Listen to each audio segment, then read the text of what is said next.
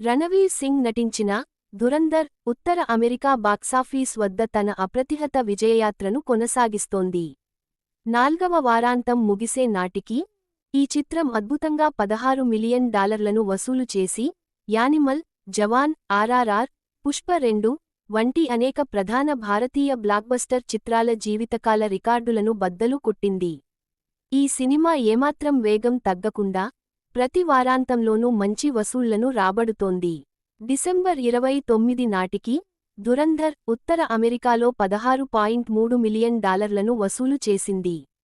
ఈ జోరుతో ఈ చిత్రం గతంలో ఈ ప్రాంతంలో $17.5 మిలియన్ అత్యధిక వసూళ్లు సాధించిన బాలీవుడ్ చిత్రంగా నిలిచిన షారుఖ్ ఖాన్ పఠాన్ చిత్రాన్ని సులభంగా అధిగమించనుంది.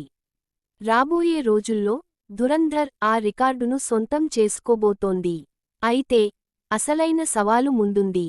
ఎస్ రాజమౌళి దర్శకత్వం వహించిన బాహుబలి 2 చిత్రం 2017 నుండి ఉత్తర అమెరికాలో అత్యధిక వసూళ్లు సాధించిన భారతీయ చిత్రంగా అగ్రస్థానంలో కొనసాగుతోంది.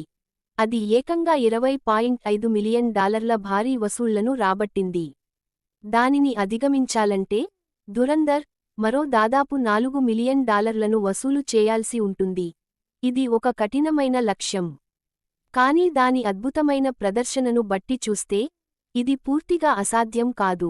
ప్రస్తుతానికి ఈ చిత్రం అంతిమ మైలురాయిని చేరుకోవడానికి ముందు మొదట పఠాన్ చిత్రాన్ని, ఆ తర్వాత $18 మిలియన్ వద్ద ఉన్న కల్కి 2898 చిత్రాన్ని అధిగమిస్తుందని అంచనా వేస్తున్నారు.